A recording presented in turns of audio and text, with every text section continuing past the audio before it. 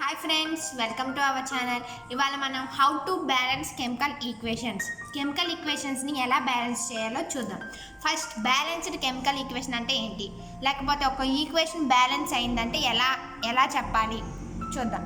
The number of atoms of each element on the reactant side is equal to number of atoms of each element on the product side. అంటే ఒక element యొక్క atoms reactant side ఎన్ని ఉన్నాయో అదే element యొక్క atoms product side కూడా అన్నే ఉండాలి. రియాక్టెంట్ సైడ్, ప్రొడక్ట్ సైడ్ అంటే ఇది లెఫ్ట్ సైడ్ ఉన్నాయి చూసారా, ఇది రియాక్టెంట్ సైడ్ అంటాము. ఇది రైట్ సైడ్ ఉన్నాయి ప్రొడక్ట్ సైడ్ అంటారు.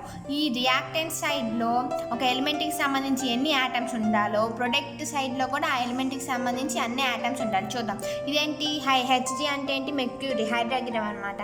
నైట్రోజన్ మనకి హెచ్జి మెర్క్యూరీ ఒకటే ఉంది లెఫ్ట్ సైడ్లో, రైట్ సైడ్లో కూడా ఒకటే ఉంది, 1 హెచ్జి.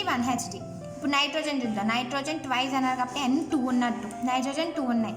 ఇక్కడ ఎన్ని ఉన్నాయి, నైట్రోజన్ 2 ఉన్నాయి. ఆక్సిజన్ 3 2 6 కాబట్టి ఆక్సిజన్ 6 ఉన్నాయి. ఇక్కడ 2 3 6 కాబట్టి ఆక్సిజన్ 6 ఉన్నాయి. ఇంకేంటి, పొటాషియం 2 పొటాషియం, ఇంకా 2 అయోడిన్స్ అంటే టోటల్గా సేమ్ అమౌంట్ ఉన్నాయి కాబట్టి ఇది బ్యాలెన్స్డ్ ఈక్వేషన్ అని చెప్పాలి. రియాక్టెంట్ సైడ్ ఎన్ని ఆటమ్స్ ఉన్నాయో ప్రొడక్ట్ సైడ్ కూడా అన్ని ఆటమ్స్ ఉన్నాయి ఆ ఎలిమెంట్కి సంబంధించి, కాబట్టి ఈ ఈక్వేషన్ మనం బ్యాలెన్స్ అయిందని చెప్పవచ్చు. ఇప్పుడు మనం స్టెప్స్ చూద్దాం.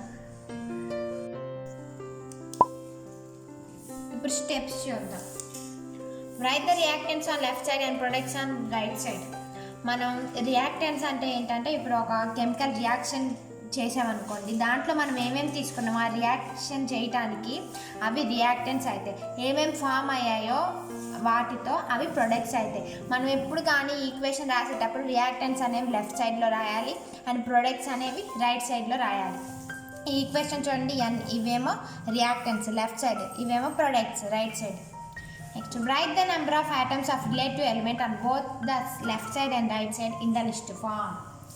అంటే ఒక్కొక్క ఎలిమెంట్లో ఎన్నెన్ని ఆటమ్స్ ఉన్నాయో అది లెఫ్ట్ సైడు రైట్ సైడ్, ఒక్కొక్క ఎలిమెంట్లో ఏమేమి అంటే ఎన్నెన్ని ఆటమ్స్ ఉన్నాయో అది లిస్ట్ ఫామ్లో రాయాలి. ఫర్ ఎగ్జాంపుల్, ఇది ఈక్వేషన్, దీంట్లో ఏమేమి ఎలిమెంట్స్ ఉన్నాయి left side, potassium chlorine oxygen,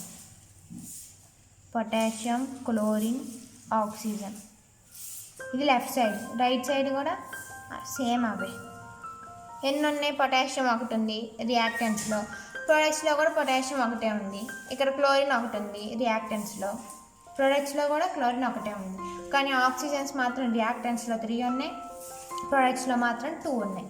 ఇలా రాసుకోవాలన్నమాట ఒక ఈక్వేషన్ని.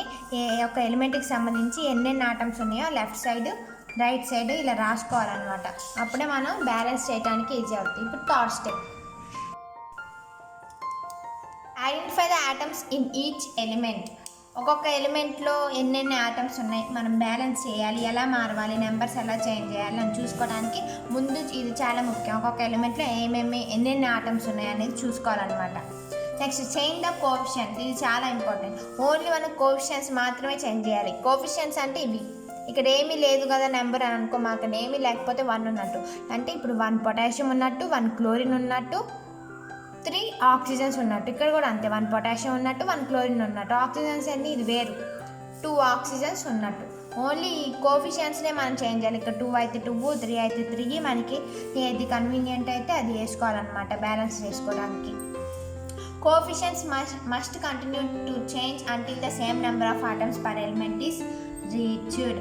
కోఎఫిషియెంట్స్ మనం ఎప్పటిదాకా చేంజ్ చేస్తూ ఉండాలి, ఇటువైపు సేమ్ ఆటమ్స్, అంటే ఒక ఎలిమెంట్కి సంబంధించి ఒక ఐడెంటికల్ ఎలిమెంట్కి సంబంధించి సేమ్ ఆటమ్స్ ఇటువైపు రీచ్ అయ్యేంత వరకు మనం కోఎఫిషియెంట్స్ని చేంజ్ చేస్తూనే ఉండాలి. ఫర్ ఎగ్జాంపుల్, ఇక్కడ క్లోరిన్ పొటాషియం సేమ్గా ఉన్నాయి, ఆక్సిజన్ ఇక్కడ 3 ఉన్నాయి, ఇక్కడ 2 ఉన్నాయి. కానీ ఎలా, ఇక్కడ 2 పెట్టుకున్నాం అనుకోండి, 2 3 6 అవుతాయి. ఇక్కడ 2 ఉన్నాయి, అదే ఇక్కడ 3 పెట్టుకుంటే 3 2 6 అవుతాయి. మరి ఇక్కడ 2 పొటాషియమ్స్ ఉన్నాయి, 2 క్లోరిన్స్ ఉన్నాయి. మరి ఇక్కడ 1 పొటాషియమే 1 క్లోరినే ఉంది కాబట్టి ఇక్కడ కూడా 2 పెట్టుకుంటే 2 పొటాషియమ్స్ ఉన్నాయి, ఇక్కడ 2 పొటాషియమ్స్ ఉన్నాయి, ఇక్కడ 2 క్లోరిన్స్ ఉన్నాయి, ఇక్కడ 2 క్లోరిన్స్ ఉన్నాయి. కానీ ఆ ఆక్సిజన్స్ 3 2 6 ఆక్సిజన్స్ ఉన్నాయి, 2 3 6, ఇక్కడ 6 ఆక్సిజన్. అంటే ఇదేంటి, బ్యాలెన్స్ అయినట్టు అనమాట. ఏం చేంజ్ చేసుకోవాలి మనం, కోఎఫిషియెంట్స్ ఎప్పటిదాకా same number of atoms per element is reach అయ్యేదాకా, same number of items reach అయ్యేదాకా మన కోఫిషియన్స్ని చేంజ్ చేస్తూనే ఉండాలి. కానీ ఒకటి గుర్తుపెట్టుకోవాలి, మన సబ్స్క్రిప్ట్స్ని చేంజ్ చేయకూడదు. సబ్స్క్రిప్ట్స్ అంటే ఏంటి, ఇవి కింద ఉన్నాయి చూసారా, O3 O2, ఇవి మనం ఎప్పుడు చేంజ్ చేయకూడదు. Next step, when the number of atoms is same of identical elements on both sides, the equation is balanced. అంటే ఒక్కొక్క ఎలిమెంట్లో ఇక్కడ ఏం ఎలిమెంట్ ఉంది, ఇక్కడ ఏం ఎలిమెంట్ ఉంది, ఆ ఎలిమెంట్లో same number of atoms reach అయితే బోత్ సైడ్ ఆ ఈక్వేషన్ అనేది బ్యాలెన్స్ అయినట్టు. ఇప్పుడు మనం ఏమేమి మిస్టేక్స్ చేయకూడదు, ఒక ఈక్వేషన్ని బ్యాలెన్స్ చేసేటప్పుడు ఏమేమి మిస్టేక్స్ చేయకూడదో చూద్దాం. What not to do. ఇప్పుడు మనం కెమికల్ ఈక్వేషన్స్ని బ్యాలెన్స్ చేసేటప్పుడు మనం ఏమేమి మిస్టేక్స్ చేయకూడదో చూద్దాం. ఈ మిస్టేక్స్ అనేవి చాలా ఇంపార్టెంట్. ఇవి చేయకూడదని తెలిస్తే మనకు బ్యాలెన్స్ చేయడం వచ్చినట్టే ఈక్వేషన్స్ని. First step, to balance a chemical equations change only coefficients of atoms not subscripts. ఇది చాలా ఇంపార్టెంట్. మనం ఏదైనా ఈక్వేషన్ని బ్యాలెన్స్ చేసేటప్పుడు మనం ఓన్లీ కోఎఫిషియెంట్స్నే చూడాలి. కోఎఫిషియెంట్స్ అంటే ఇవి, ఈ యాటమ్ పక్కన ఉండేదాన్ని కోఎఫిషియెంట్స్ అంటారు, ఫస్ట్లో ఉండేదాన్ని. సబ్స్క్రిప్ట్ అంటే ఇది H2 ఉంది కదా, ఇది సబ్స్క్రిప్ట్ అంటారు, కిందనే సబ్స్క్రిప్ట్స్ అంటారు. కానీ మనం ఈ సబ్స్క్రిప్ట్ని చేంజ్ చేయకూడదు, ఓన్లీ కోఎఫిషియెంట్స్ని మాత్రమే చేంజ్ చేయాలి. Next step, the coefficients should belongs to entire compound, so we must add the coefficient to an atoms in a compound. ఈ కోఎఫిషియంట్ అనేది ఈ ఆటమ్ అంటే ఈ కాంపౌండ్ మొత్తానికి చెందిద్ది అనమాట. కాబట్టి ఇప్పుడు మనం 2Na ఒక్కటే 2 ఉన్నాయి అనుకోకూడదు. 2 ఆక్సిజన్స్ ఉన్నట్టు, 2 హైడ్రోజన్స్ ఉన్నట్టు, 2 సోడియమ్స్ ఉన్నట్టు. ఈ 2 అనేది ఓన్లీ సోడియంకి వచ్చింది అని అనుకోకూడదు. కోఎఫిషియంట్ అనేది ఎంటైర్ కాంపౌండ్కి చెందిద్ది అనమాట. కాబట్టి మనం ఈ కోఎఫిషియంట్ అనేది ఈ కాంపౌండ్లో ఉన్న యాటమ్స్కి అన్నిటికీ యాడ్ చేయాలి. Next step, don't put the numbers as coefficients in middle of the compound.